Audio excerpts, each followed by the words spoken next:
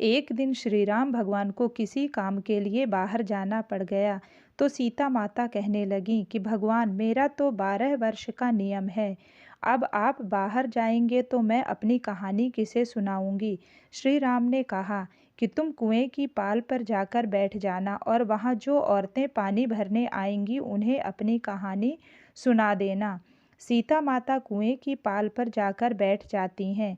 एक स्त्री आई, उसने रेशम की जरी की साड़ी पहन रखी थी और सोने का घड़ा ले रखा था। सीता माता उसे देख कहती हैं कि बहन, मेरा 12 वर्ष का नियम सुन लो। पर वह स्त्री बोली कि मैं तुम्हारा नियम सुनूंगी तो मुझे घर जाने में देर हो जाएगी और मेरी सास मुझसे लड़ेगी। उसने कहानी नहीं सुनी और चली गई। उसकी रेशम जरी की साड़ी फट गई, सोने का घड़ा मिट्टी के घड़े में बदल गया। सास ने देखा तो पूछा कि ये किसका दोष अपने सिर लेकर आ गई है। बहू ने कहा कि कुएं पर एक औरत बैठी थी, उसने कहानी सुनने के लिए कहा, लेकिन मैंने सुनी नहीं, जिसका यह फल मिला। बहू की बात सुनकर अगले दिन वही साड़ी और घड़ा लेकर सास कुएं की पाल पर गई तो सास को वहीं माता सीता बैठी मिली। तो माता सीता ने कहा कि बहन, मेरी कहानी सुन लीजिए। सास बोली कि एक बार छोड़, मैं तो 4 बार कहानी सुन लूँगी। राम आए, लक्ष्मण आए, देश के पुजारी आए, नित नेम का नेम लाए, आओ राम बैठो राम। तपी रसोई जियो राम, माखन मिश्री खाओ राम। दूध बताशा पियो राम, सूत के पलका मोठो राम। शाल दुशाला पोठो राम, शाल दुशाला ओढ़ो राम। जब बोले जब राम ही राम, संवारे सबके काम। खाली घर भंडार भरेंगे, सबका बेड़ा पार करेंगे। श्री राम जय जय राम। सास बोली कि बहन, कहानी तो बहुत अच्छी लगी।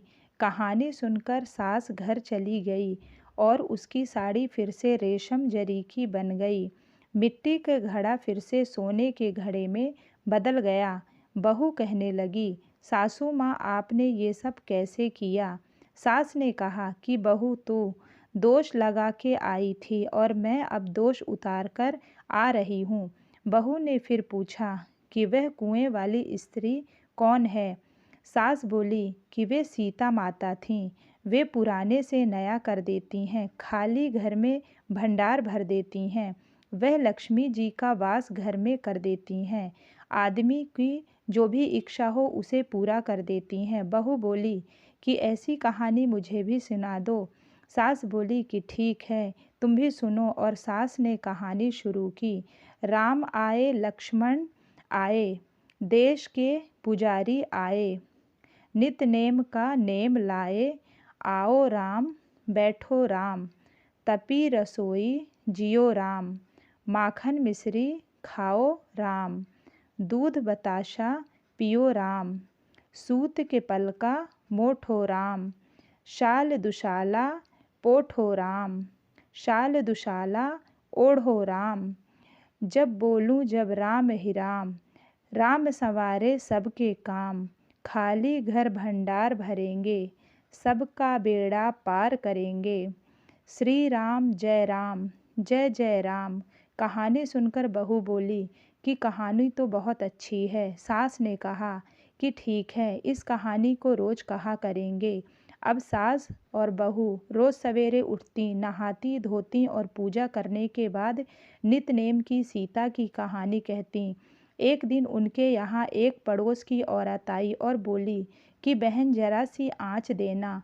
तो वह बोली कि आँच तो अभी हमने जलाई ही नहीं। पड़ोसन ने कहा कि तुम सुबह 4 बजे से उठकर क्या कर रही हो। फिर उन्होंने कहा कि सुबह उठकर हम पूजा करते हैं, फिर सीता माता की नितनेम की कहानी कहते हैं। पड़ोसन ने उनकी बात सुनकर फिर कहा कि सीता माता की कहानी कहने से तुम्हें क्या मिला। वे बोली कि इनकी कहानी कहने से घर में भंडार भर जाते हैं, सारे काम सिद्ध होते हैं, मन की इच्छा भी पूरी होती है। पड़ोसन कहती है कि बहन, ऐसी कहानी तो मुझे भी सुना दो। फिर वह बोली कि ठीक है, तुम भी यह कहानी सुन लो। सारी कहानी सुनने के बाद पड़ोसन कहने लगी, बहन कहानी तो मुझे बहुत अच्छी लगी। अब वह पड़ोसन भी नितनेम सीता माता की कहानी कहने लगी। कहानी कहने से सीता माता ने पड़ोसन के भी भंडार घर भर दिए। अब तो पूरे मोहल्ले में नितनेम की कथा चल पड़ी। हर किसी की मनोकामना पूरी होने लगी। हे सीता माता, जैसे आपने उनके भंडार भरे, वैसे ही आप हमारे भी भंडार भरना। कहानी सुनने वालों के भी और कहानी कहने वालों के भी भंडार भरना। तो यह वीडियो अगर आपको पसंद आया हो तो लाइक, सब्सक्राइब और कमेंट ज़रूर करिएगा और सीता माता की पूजा ज़रूर करिएगा। Thank you.